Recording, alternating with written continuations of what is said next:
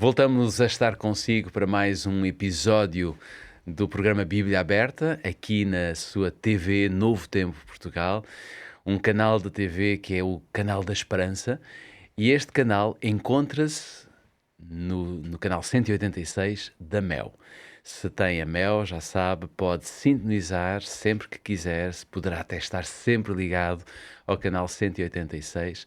Se não tiver a Mel, poderá usar o canal do YouTube, vendo ao vivo a TV Novo Tempo Portugal. Poderá também no YouTube encontrar o programa Bíblia Aberta e aí encontra todos os episódios que nós já apresentámos na grelha de programação da TV e poderá voltar a repetir, a ouvir estas mensagens e, no fundo, estas conversas que vamos tendo aqui em estúdio. Se não tiver a oportunidade de estar ligado ao YouTube, mas quiser acompanhar o Bíblia Aberta, há uma outra possibilidade, que é, enquanto vai no seu carro ou vai nos transportes públicos, poderá ligar a Rádio RCS nos 91.2 FM e também aí passa o programa Bíblia Aberta. Temos todas estas alternativas para que você possa aprender mais sobre a Palavra de Deus. Todos nós temos essa necessidade e aqui em estúdio temos também uma equipa que semanalmente se prepara, abre a Bíblia e procura encontrar nela aquilo que depois serve de conversa entre nós. Para me acompanhar tenho o Pedro Esteves. Olá Pedro, mais uma vez. Obrigado por teres vindo. A Hortelinda Gal. Bom dia, Jorge. A nossa querida Hortelinda que está connosco. E continuamos a ter o Tiago Albino connosco. E é muito bom podermos começar mais este episódio, o último desta temporada. Vamos fechar as duas cartas de Paulo. Filipenses já tínhamos fechado. Vamos fechar hoje Colossenses e é hora de nós começarmos o estudo. Ficámos no início do capítulo 4, na semana passada, vamos concluir o capítulo 4, por isso, se tiver a sua Bíblia à mão, já sabe, poderá abrir em Colossenses capítulo 4, para que nós possamos ler algumas passagens e você acompanhar. Vamos abrir a primeira, que é os versículos 7 a 9. Nós vamos encontrar aqui Paulo a falar de algumas pessoas e também do modelo de evangelismo. Capítulo 4 de Colossenses, versículos 7 a 9, diz: Tíquico, irmão amado e fiel ministro e conservo no Senhor, vos fará saber todo o meu estado, o qual vos enviei para o mesmo fim, para que saiba do vosso estado e console os vossos corações, juntamente com Onésimo, fiel e amado irmão, que é dos vossos. Eles vos farão saber tudo o que por aqui se passa. Esta parte final de Colossenses revela, no fundo, a vasta rede de colaboradores, e Paulo, podemos dizer assim, Paulo tinha uma série de colaboradores à sua volta, e ele vai reconhecer a importância destes colaboradores, sobretudo para a estratégia missionária daquele tempo. E por isso, Albino, eu vou começar por ti. Que modelo de evangelismo é este que emerge do envio de Tíquico e Onésimo? Não são nomes que nós usamos para os nossos filhos hoje, mas que modelo é este que, no fundo, é baseado nas relações pessoais que Paulo tinha com estas pessoas? Obrigado pela pergunta, Jorge. É sempre um prazer estar aqui com vocês e voltarmos a estudar, não é, esta parte final de Colossenses. E, efetivamente, emerge então este modelo de, primeiramente, eu acho que é muito importante mencionarmos isto, Paulo não era aquele que não dependia de outros. Apesar de que era, e que nós o classificamos como se calhar um dos maiores evangelistas logo do primeiro século, aquele que viajou, não é, mais de 21 mil quilómetros, quer dizer, ele sozinho passou por grandes centros, fez grandes coisas, mas sempre com o objetivo de deixar outros para fazerem igual ou melhor. Nunca foi aquela questão de sou só eu. E isto é logo uma aprendizagem gigante para o modelo de evangelismo 2. Não somos apenas singulares, mas somos plurais. Temos várias pessoas em que devemos depender e das capacidades de cada um. Porque nós sabemos muito bem que se calhar as mensagens transmitidas, até por cada um de nós aqui neste painel, não é, às mesmas pessoas, não serão interpretadas das mesmas formas. E é por isso que nós podemos ver aqui este envio destes dois homens, Tíquico e Onésimo. Onésimo já falámos um bocadinho, não é? Que estava a semana passada, da parte de era escravo, não sabemos se mudou muito o seu estatuto pessoal, mas vemos aqui então o envio dele, a possibilidade de viajar, de levar a mensagem de Deus a outros lugares. E Tíquico, que Paulo classifica como ministro fiel. Eu tive a curiosidade de ir ver e nunca nos podemos esquecer que esta parte do ministro é um diácono, aquele que é um servo fiel, que somos nós também chamados a fazer.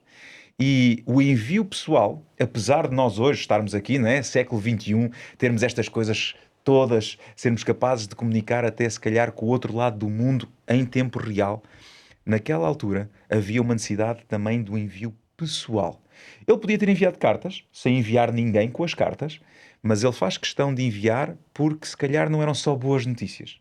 Se calhar boas notícias quando nós recebemos alegremente e são só coisas fantásticas e maravilhosas. Mas Paulo, quando menciona em Colossenses, ele diz para vos confortar, para vos dar apoio, força.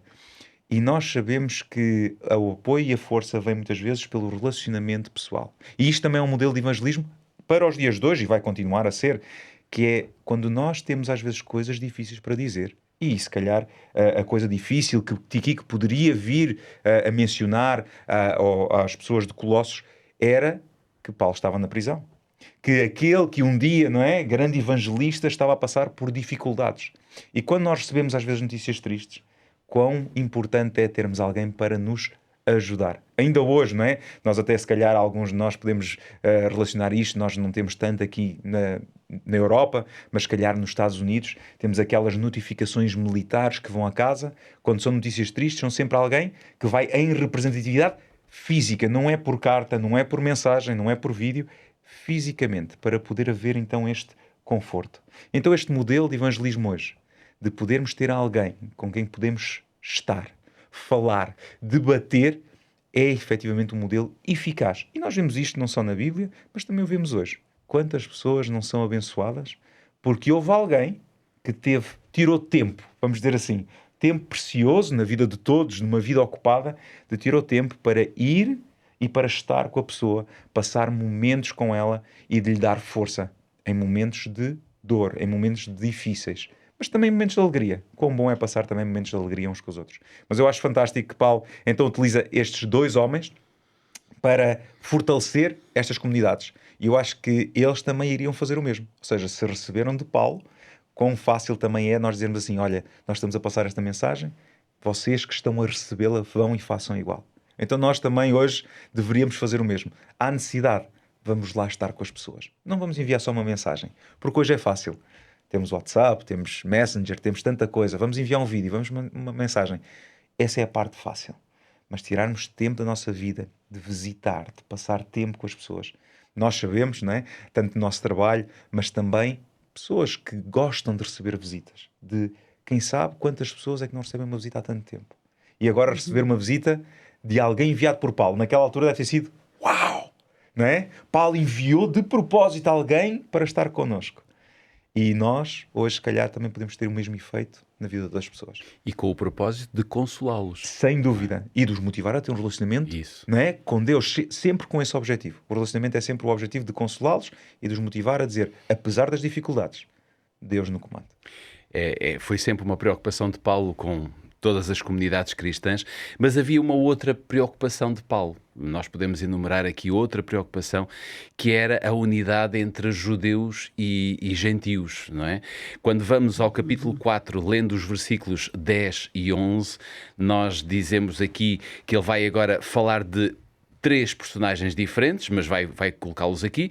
Saúda-vos Aristarco, meu companheiro de prisão, Marcos, sobrinho de Barnabé, acerca do qual já recebestes mandamentos, se ele for ter convosco, recebei-o, e depois Jesus, chamado Justo, os quais são da circuncisão.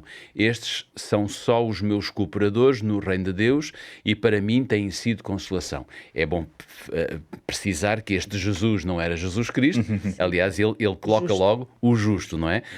Hortelinda, que implicações eclesiológicas, está difícil sair. Não é fácil essa palavra.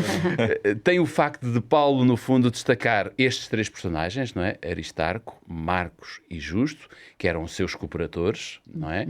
Mas da circuncisão. Portanto, ele vai colocar aqui esta precisão, mostrando que estes têm sido motivo, de alguma forma, de consolação. Consolação. É interessante que ele diga que os da circuncisão foram motivo de consolação para ele no seu ministério. Como sabemos, muitos pensadores e religiosos judeus, já do tempo de Paulo e depois ao longo, enfim, até hoje ainda, têm visto no apóstolo Paulo realmente o inimigo número 1 de Israel, não é? Autor do cisma judeu-cristão, principal responsável das desgraças que esse cisma provocou nas atitudes antissemitas da Igreja. Portanto, mais tarde, realmente Paulo é considerado como um inimigo do seu próprio povo. Não é? Mas, no entanto, o apóstolo Paulo, ele nunca excluiu os judeus nem da salvação de Cristo, não é? E ele mesmo sempre se apresentou como judeu, não é? Judeu de judeus, circuncidado ao 8º dia. Portanto, ele é realmente judeu e ele tem prazer em estar com as pessoas que têm a mesma cultura que ele, a mesma mundivisão, finalmente, que ele tinha, não é? Mas ainda que ele seja o apóstolo dos gentios, ele dá esta importância, portanto, aos judeus, como sabemos, ele vai sempre, onde vai evangelizar, qualquer cidade que chegue, ele vai, em primeiro lugar, à sinagoga, portanto, para levar o evangelho aos judeus. Mas apesar de tudo isto, podemos dizer que o apóstolo Paulo foi também o apóstolo e a pessoa, o cristão, que melhor e mais rapidamente discerniu a verdade da universalidade da Igreja. Portanto, para o apóstolo Paulo, a salvação é mesmo para todos, e os que aceitarem Jesus, independentemente da raça, da cultura, da religião ou do género, não é? É ele que diz aquela célebre frase em Gálatas, em que ele diz: nisto não há judeu nem grego, não há servo nem livre, não há homem nem mulher, mas todos são um em Cristo Jesus. Para ele também Jesus não é o descendente de Abraão. Jesus é o segundo Adão. Portanto, ele põe à cabeça da humanidade, e quando ele faz o seu grande discurso em Atenas, ele não se apresenta, nem apresenta a humanidade com nenhuma paternidade específica, mas ele diz: Deus de um só fez todos os homens. Portanto, ele referencia os humanos à criação. Portanto, todos realmente têm o mesmo valor aos olhos de Deus e para ele também. E podemos dizer que ele foi certamente o apóstolo que mais trabalhou para a formação de uma igreja universal que integrasse judeus e gentios. E de muito cedo ele teve esta visão da igreja universal. Vemos que, por exemplo, foi muito mais lento no apóstolo Pedro, foi muito mais difícil aos cristãos de Jerusalém. Portanto, esta visão da universalidade da fé e da salvação, mas ele vai realmente ter este discurso, vai procurar fazer esta integração, esta igreja universal, através do discurso teológico. Se lermos o capítulo 11 de Romanos, ali vemos o lugar que ele dá de destaque ao povo judeu, dando-lhe muitos privilégios, mas não de maneira nenhuma mais direitos por isso, não é? Portanto, ele faz esta integração a nível comunitário. Podemos pensar na coleta que ele fez para os cristãos pobres de Jerusalém. Portanto, para ele, a igreja era universal, compreendia todos os homens, quer fossem judeus, gregos, romanos, portanto, ou outros. E ele, na sua equipa, como ele diz aí, ele tem Aristarco, que é grego, mas ele tem judeus, portanto, da circuncisão, porque ele trabalha com todos. E ele, como dizia o Tiago há pouco, a importância que tem trabalhar com pessoas com várias orientações, várias visões, várias sensibilidades, é realmente um enriquecimento, não é? Podemos dizer, então, que para nós hoje, este exemplo de Paulo é um convite a termos esta mesma abertura para com aqueles que estão à nossa volta.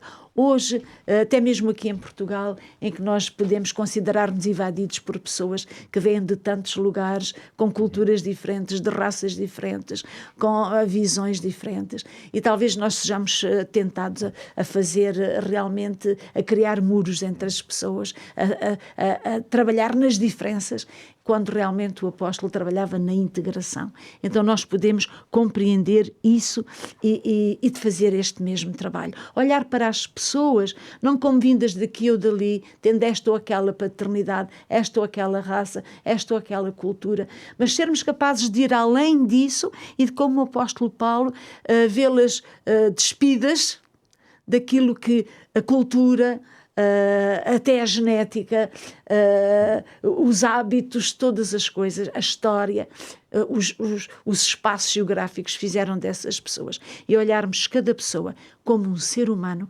candidato à salvação, alguém que Deus quis que existisse, alguém que Deus ama e por isso tem o direito a ter o nosso apoio, o nosso acompanhamento, o nosso interesse, o nosso respeito e o nosso serviço cristão, não é?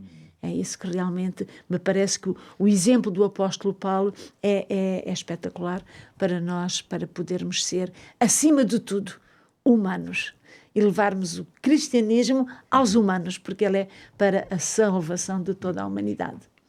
É muito interessante ver que Paulo está, fechando esta carta aos Colossenses, está no fundo a deixar as últimas dicas tão importantes e tão necessárias para a nossa vida, e há uma outra que nós podemos mencionar, e aqui eu talvez possa dizer que era o sonho de Paulo, e era um sonho que era do próprio Jesus, não é? Quando Jesus nos falou nesta perspectiva, Paulo agarrou nela e depois também a colocou em prática, que todos nós sejamos perfeitos, não é? E completos na vontade de Deus. Este era o objetivo final, digamos assim, de Paulo.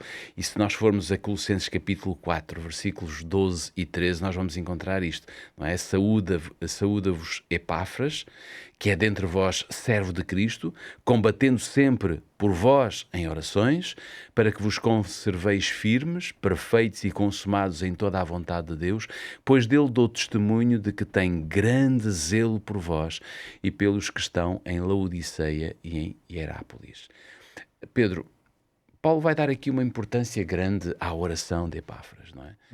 Achas que esta oração vai definir, de alguma forma, o verdadeiro alvo do discipulado, em termos de firmeza, de perfeição e até de plenitude no que toca à vontade de Deus, à perfeição e a sermos completos em Cristo? Sim.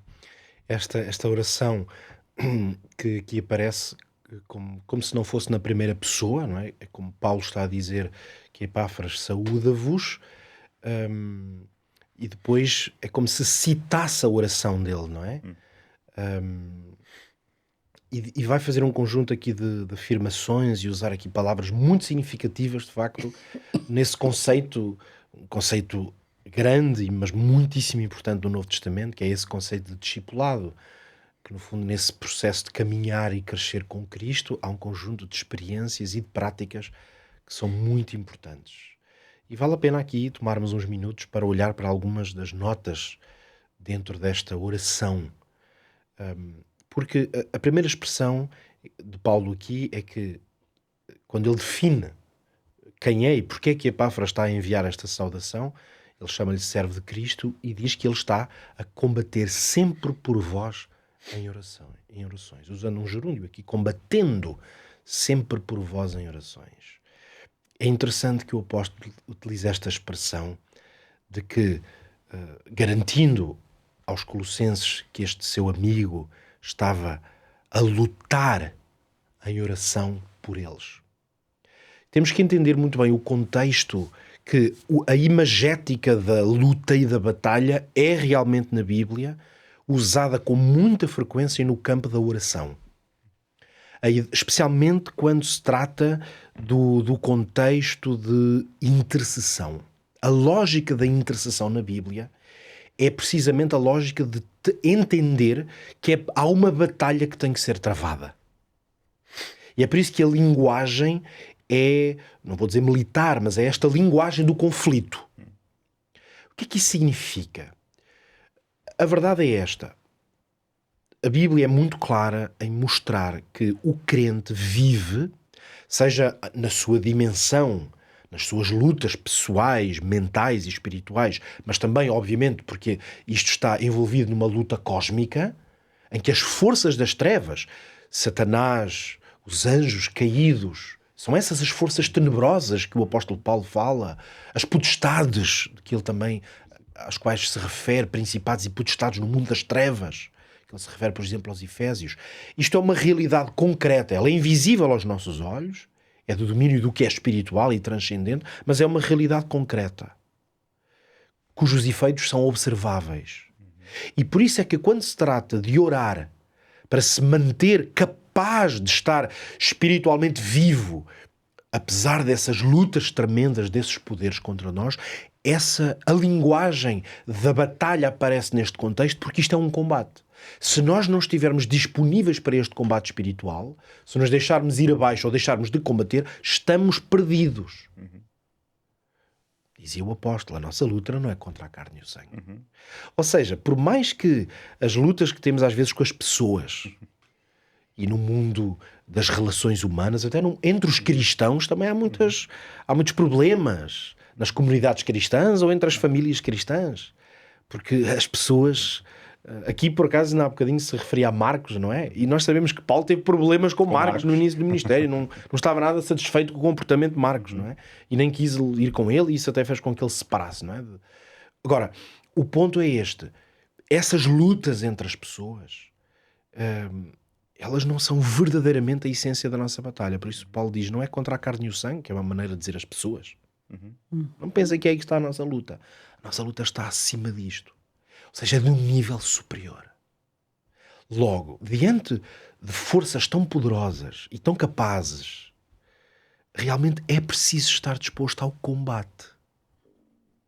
Por isso, a intercessão, por definição, é uma luta. Eu quero dar 2 exemplos disto.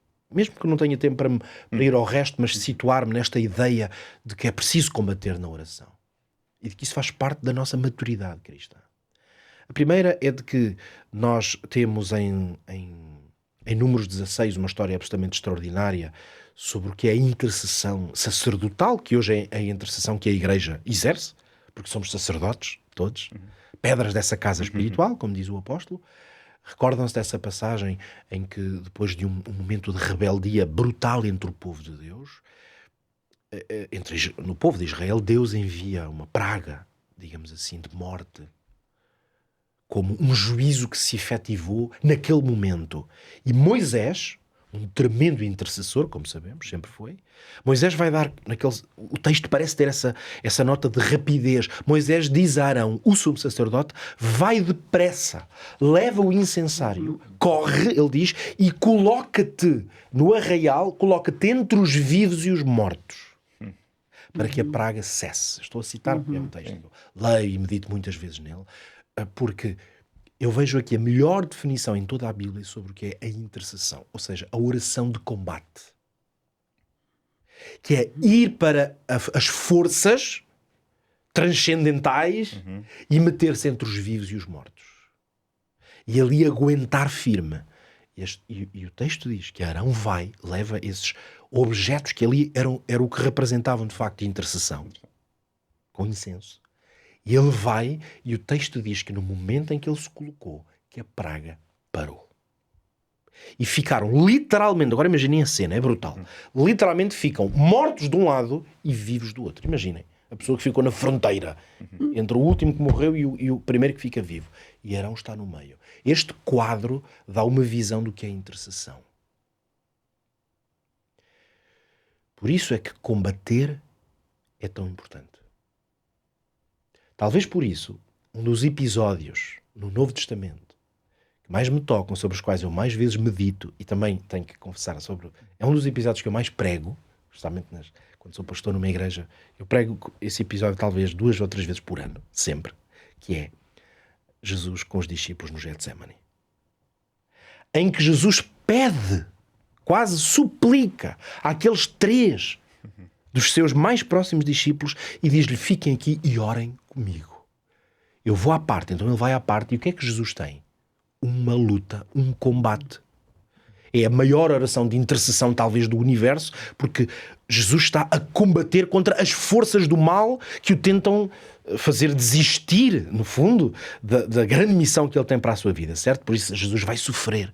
Jesus vai, aliás, fazer com uma certa disponibilidade que nem é muito normal, e ele vai dizer aos discípulos, vai abrir o coração e dizer, a minha alma está triste até à morte. Portanto, Jesus já está a viver aquele embate de uma maneira tremenda. Vai para aquela oração, está em luta com Deus.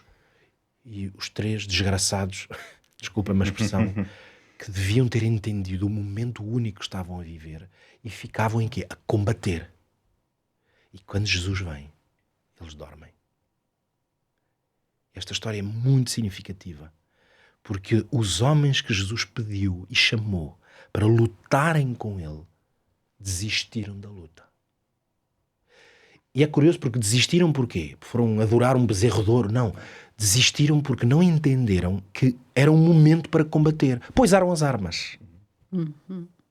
E as armas era orar. Vigiar. Jesus disse, orem comigo. E por isso esse texto enche, eu acho que é uma emoção brutal ver quando Jesus vem e vê-os naquela posição. Parece que Jesus está muito vulnerável naquele momento. Há vulnerabilidade no texto. E Jesus diz, então, nem uma hora conseguiram. Nem uma hora puderes. Não conseguiram ficar aqui a combater comigo. É como se Jesus dissesse assim, eu precisava de vocês agora. E vocês não foram capazes. E depois volta.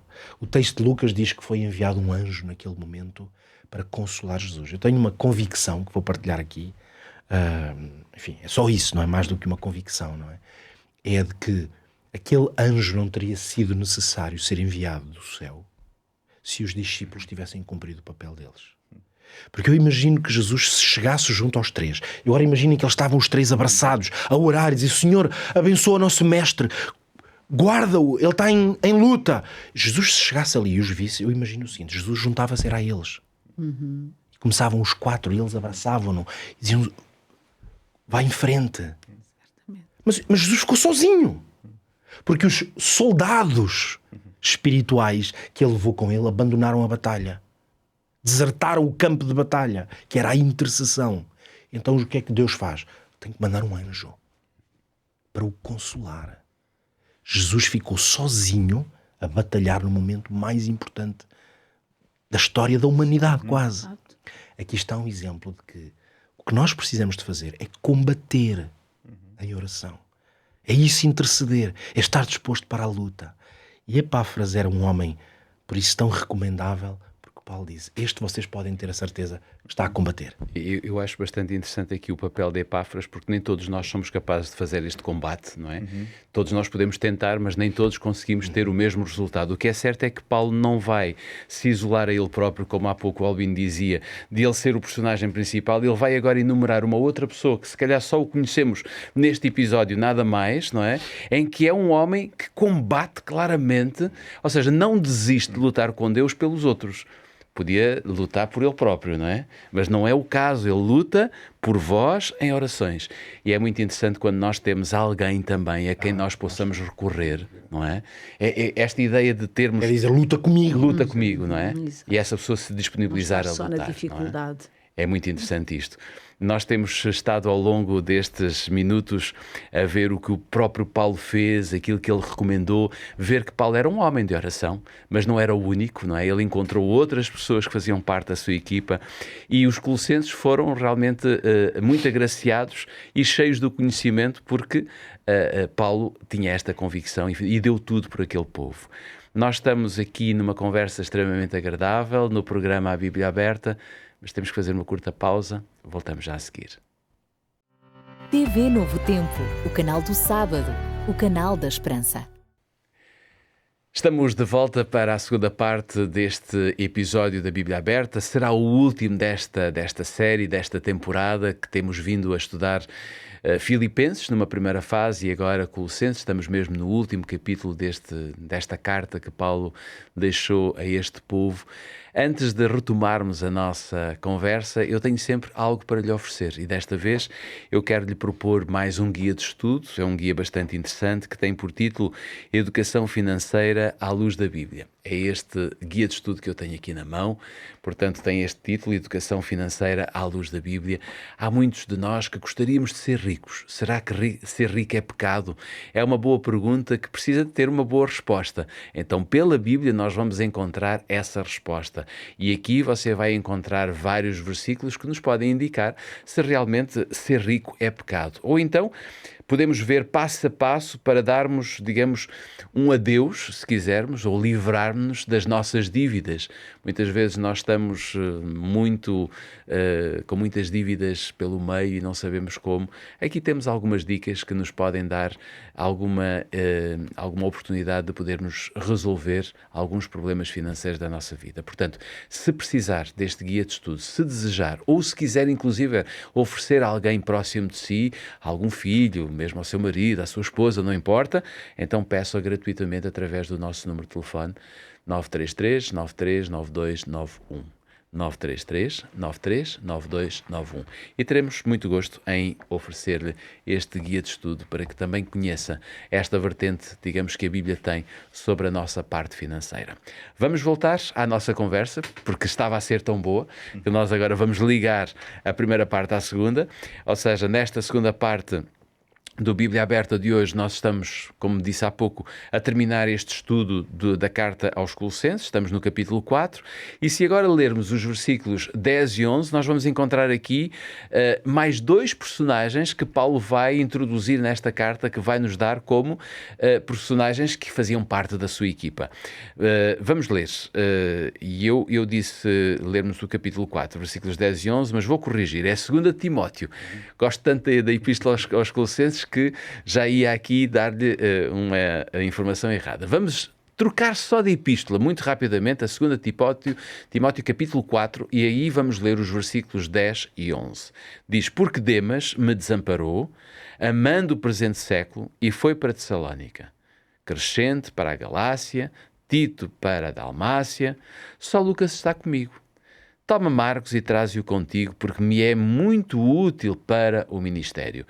Nós fomos buscar esta passagem porque vemos aqui que realmente Paulo tem uma equipa ao lado dele, tem uma empresa, digamos assim, de fiéis que andam de um lado para o outro, trazendo para ele e levando para os outros aquilo que de mais importante havia.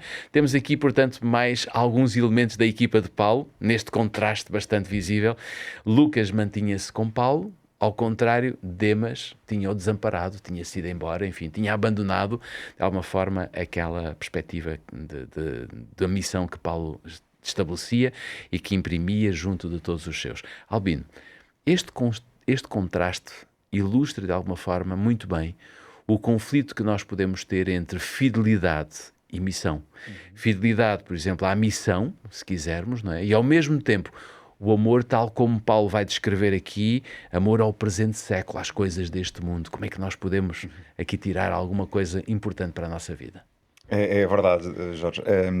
Isto fala, se calhar, a muita gente, e eu gostei muito desta pergunta porque, se calhar a mim, para aqueles que me conhecem um bocadinho da minha vida, do meu passado, se calhar fala muito pessoalmente, por uma questão de escolhas, não é? Temos aqui também em Colossenses, ou seja, nós estamos a ler 2 Timóteo, para aqueles que nos acompanham, nós estamos a ler 2 Timóteo porque em Colossenses também mencionava estes personagens, mencionava Lucas, mencionava Demas, e esta comparação de alguém que se mantém fiel e alguém que escolhe, uma escolha pessoal, de apesar do conhecimento, escolhe outras coisas. E é muito interessante que desde o início, que o próprio Jesus dizia, eu não os peço que os tires do mundo, mas que os livres do mal. E aqui nós temos esta questão, não amar o mundo.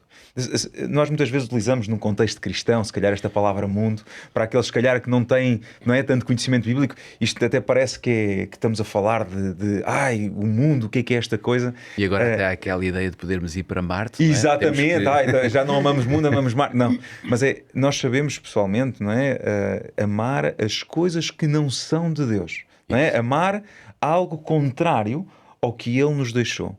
E aqui nós vemos uma decisão de alguém que teve contacto com a mensagem, Demas, que a certa altura era companheiro de Paulo, missionário, vamos pô-lo assim, não é? Missionário, evangelista, levou se calhar a mensagem a outras pessoas. Provavelmente um bom pregador. Um bom pregador, grandes capacidades. E quantos de nós aqui, e se calhar as pessoas que nos acompanham lá em casa, conheceram grandes cristãos que em certa altura foram grandes pilares de fé, mas que por alguma razão escolheram não combater mais. O que o Pedro falava há bocadinho. Deixaram as armas, disseram, já não vale a pena. Já combati o suficiente. Ou então este combate não me interessa. Não me interessa. Mas, sabem, eu sinto aquela questão de o morrer na praia, sabem? De já combati tanto que agora já não vale a pena. Jesus ainda não voltou. E há tantas coisas que Jesus nos diz, que Paulo nos escreve, de dizer que se mantenham fiéis até o fim. Se não nos mantermos fiéis até ao fim, então não vai haver salvação, não vai haver hipótese. Aquele que deixa de combater vai morrer no combate. É preciso fazer o percurso todo, não apenas. Exatamente. Aqueles que competem, né? O próprio Paulo dizia, aqueles que competem sabem que têm de passar a meta, né? Alcançar a meta. E meta quer dizer depois do objetivo, não é? Ainda estamos na corrida. E para Paulo, Demas era alguém que ele apreciava, porque ele vai dizer desamparou-me. Desamparou-me. Este termo de desamparar marcou a vida de Paulo, não é? Porque era alguém que o suportava, né? Para desamparar quer dizer que alguém precisa de suportar. E é interessante também que ele faz a comparação no que nós acabámos de ler e que nós mencionámos há um bocadinho de Marcos.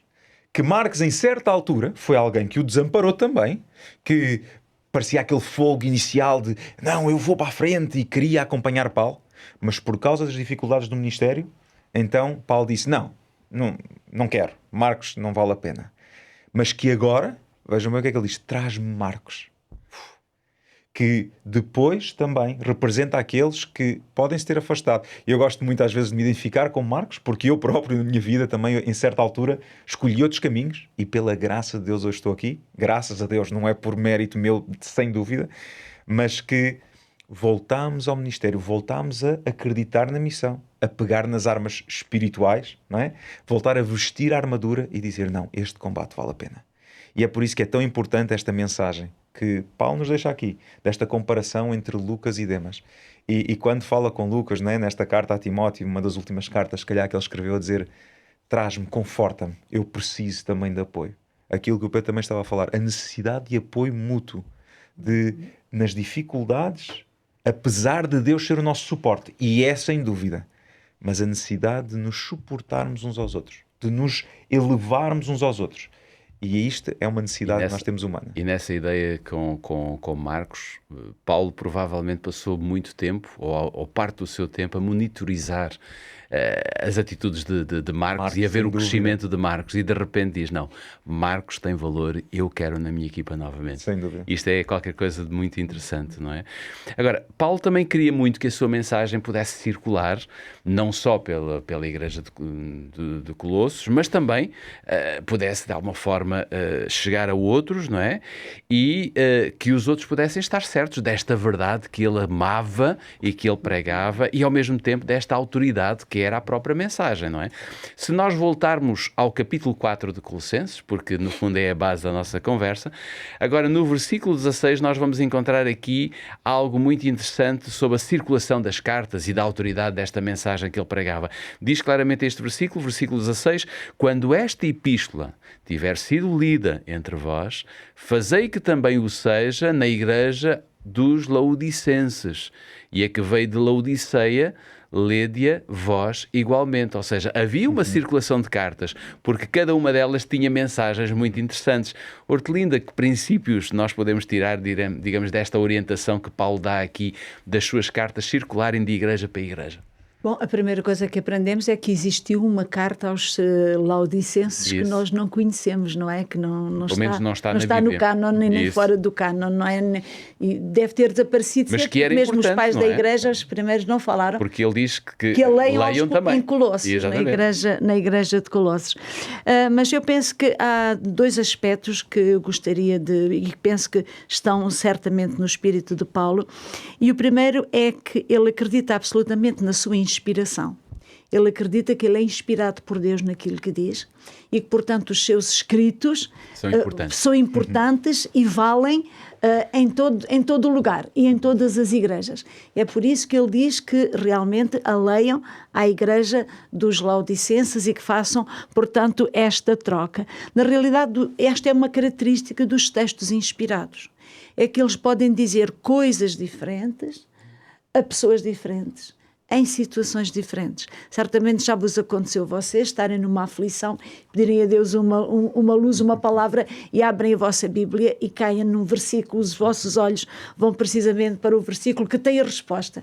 portanto, para vós. Porque os textos inspirados são vivos e são usados pelo Espírito Santo para responder às necessidades dos crentes, não é? Então, responde às necessidades das várias igrejas do tempo de Paulo e também ao longo de todo o período histórico da igreja. Não é? Nós continuamos a ler estes textos velhos de 2000 anos e eles continuam a edificar-nos, a enriquecer-nos, a fazer-nos crescer.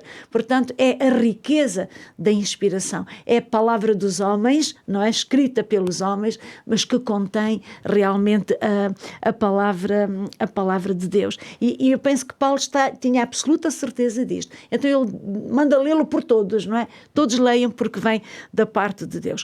Por outro lado, também o outro princípio é que a mensagem pode ser a mesma porque os problemas são os mesmos. Como diz o homem lá de Eclesiastes, não há nada de novo debaixo do sol. Na realidade, os problemas são os mesmos em diferentes lugares. Podem vir até nós vestidos com outras roupagens, mas na essência eles são efetivamente os mesmos, na essência, na natureza e na procedência. Então a Igreja como um todo e cada cristão individualmente tem um combate permanente de natureza espiritual, que já foi falado aqui, portanto, e que os textos nos ajudam a fazermos um combate. E eu gostaria de falar dos 3 inimigos que o apóstolo Paulo fala nestas epístolas, que nós, seja em que período histórico nos encontremos, a Igreja ou nós individualmente, nós teremos sempre um combate a travar. Os 2 companheiros de painel já falaram no combate e eu gostaria de continuar a falar neste combate e dos inimigos que nós temos que enfrentar. Como dizia a Epístola aos Efésios, portanto, não temos que combater contra a carne e o sangue, mas contra as hostes espirituais da maldade. Então, um primeiro inimigo que nós temos, é aquele que está tão perto de nós, que convive connosco e faz corpo connosco, é aquilo que o apóstolo chama a carne. E ele fala nisso nestas epístolas. A carne, o que é esta carne? Esta carne é a nossa natureza humana caída, que tem certas tendências, apetências, desejos e gostos que são contrários realmente à palavra de Deus, não é? E ao plano de Deus para nós. O apóstolo diz muitas vezes, de várias maneiras, se viverdes segundo a carne, segundo esta natureza caída, morrereis. Mas se de facto mortificares a carne, vós vivereis. Portanto, este inimigo nós o chamamos mais facilmente o eu. E esta natureza que se opõe a Deus e que toma prazer realmente naquilo que é negativo e que é contrário ao plano de Deus para nós. Esta natureza não é sujeita à lei de Deus, diz o apóstolo. Portanto, é algo que nós precisamos da ajuda de Deus, da palavra de Deus, do poder do Espírito para a combater, porque sozinhos não conseguimos, não é? O segundo inimigo, o Albino acabou agora de falar, não é? É o mundo. O mundo representa uma espécie de caixa de ressonância da carne. É o conjunto hiperpotenciado dos nossos desejos, dos nossos apetites, daquilo que realmente nós gostamos. Ou seja, o mundo é um conjunto de estímulos para a carne, bem adaptados, não é? O mundo fornece aquilo que sabe que a carne realmente gosta. Então, as respostas, as propostas, tudo o que nos é apresentado pelo mundo é realmente de harmonia com esta natureza e é um combate para nós, não é? Como já foi referido aqui, Jesus diz, vós não sois do mundo, que eu do mundo não sou, e o apóstolo João diz, se amardes o mundo, o amor de Deus não é completo. Portanto, em vós. É um sistema de valores que nos são propostos, mas que tem uma correspondência tão direta e tão identificada com a nossa própria natureza humana que realmente é difícil resistir, portanto, às tentações do mundo. E este é um inimigo com o qual nós vamos combater sempre. E o terceiro inimigo é realmente uma pessoa, não é? E é Satanás. Satanás, que também sabe usar o mundo para apelar à carne e alcançar a vitória. Ele é que é o comandante do mundo, não é? Ele Ou seja, comanda. temos esta questão, que é quem é que comanda, não é? O Espírito, não é? Biblicamente o Espírito vem de Deus, não é? E a parte do mundo ser o comandante do inimigo. Jesus chamou-lhe o príncipe deste mundo. Príncipe deste mundo. príncipe, não é? Portanto, ele conhece a carne, sabe como utilizar o mundo para a estimular, não é? Envia estímulos que vai provocar respostas que efetivamente nos são naturais quando Ele é o vivemos segundo a carne. fabricante De todos dos os- estímulos. Dos não é? estímulos, exatamente, porque ele nos conhece e tem um estímulo para cada pessoa, não é? Nós não reagimos todos aos mesmos estímulos. Há estímulos que a mim não me tocam, mas há alguns que realmente me tocam muito e que possivelmente não tocam E é muito vocês. interessante essa ideia que estás a dar, é Deus conhece-nos muito bem, porque Ele criou-nos, mas o inimigo também nos conhece Também. muito bem, muito a fundo. Deus por criação e o inimigo por observação. Isso. É porque ele observa o humano há milénios, não é? milénios. E então ele sabe bem como Desde a funcionamos. criação. E sabe o que há de pôr na mesa para nos apelar. Então, isto é realmente um combate que é igual em qualquer parte do mundo hoje, foi igual em qualquer parte do mundo nos séculos que nos precederam.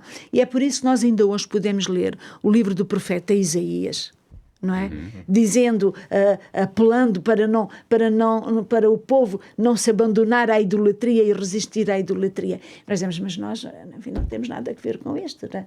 A idolatria não faz parte da nossa vida. Será? Faz tanto.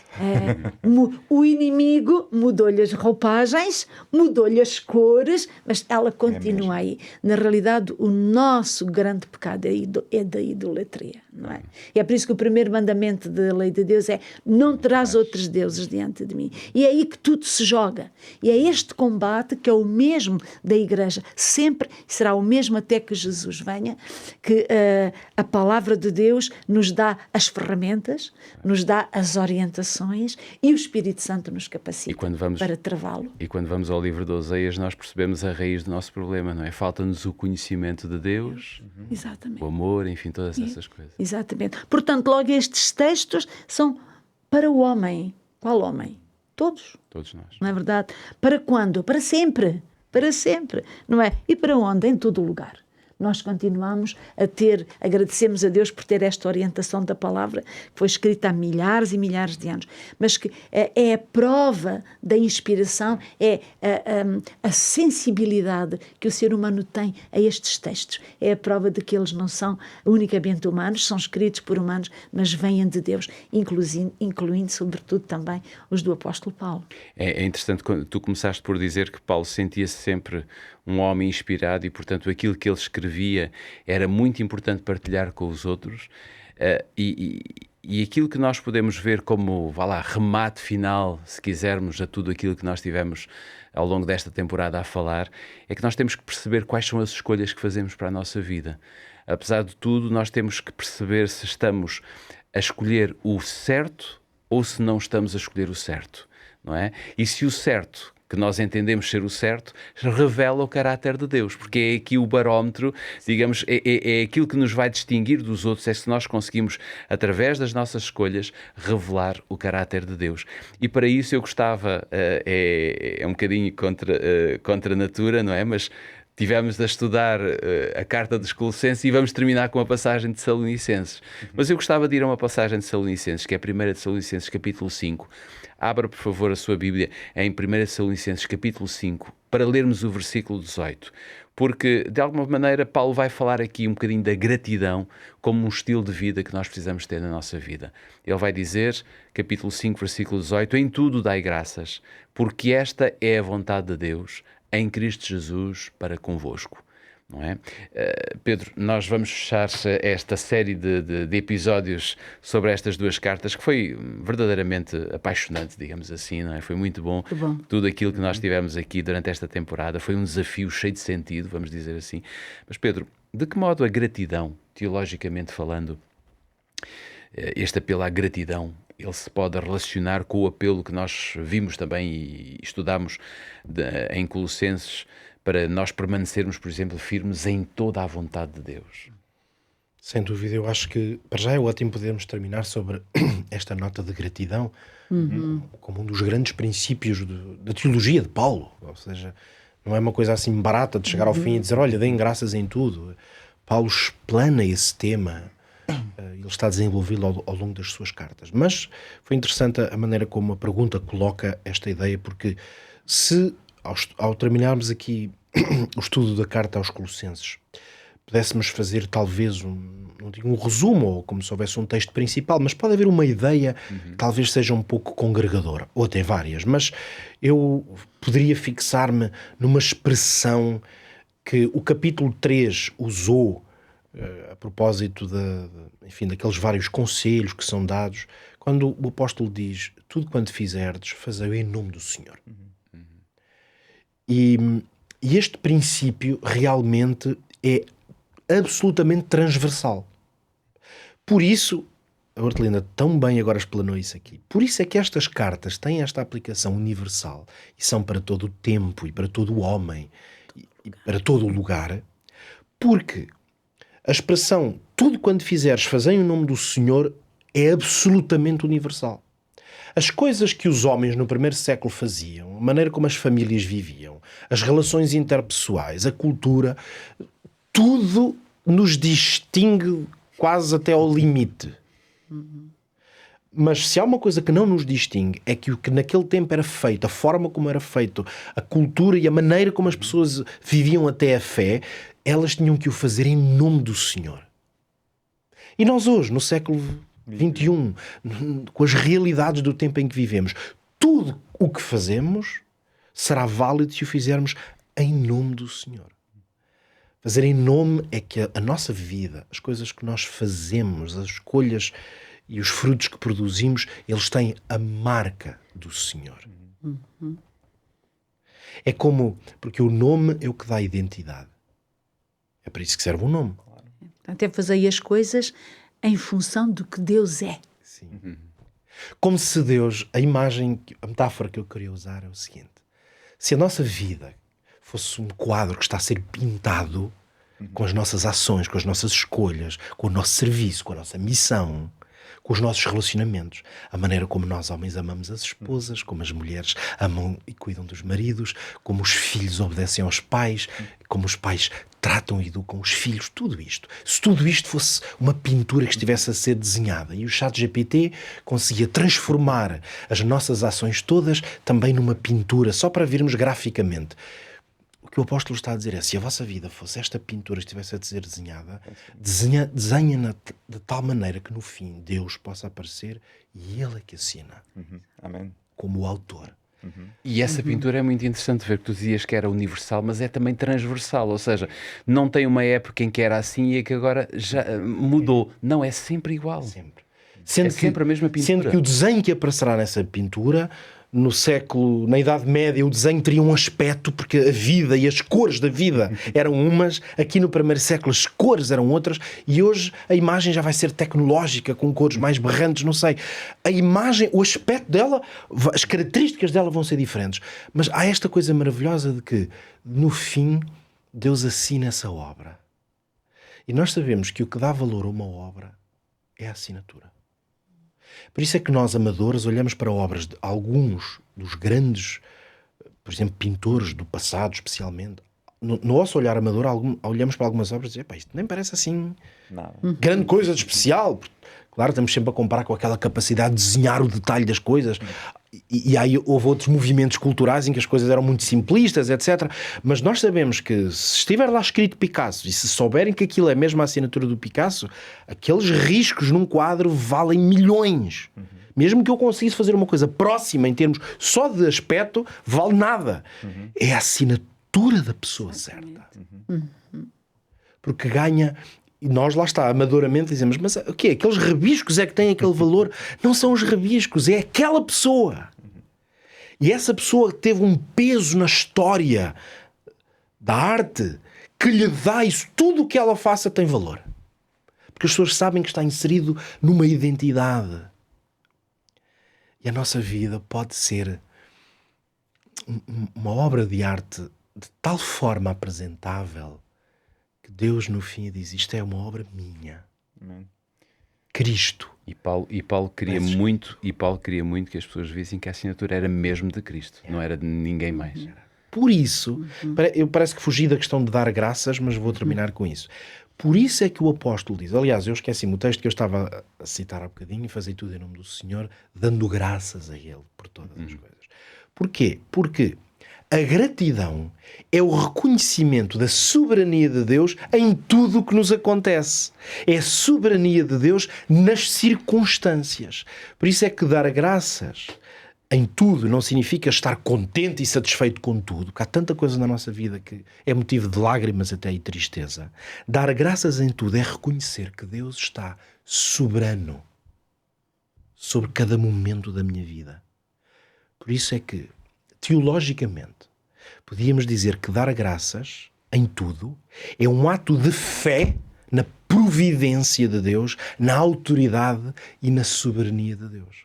Como Ele está no controle de tudo, se eu submeter a minha vida, eu digo, Senhor, graças por isto. Não temos nada a temer. Nada a Controle total, hein? Entrega total. Tu estás a controlar tudo. E eu agradeço-te por isso.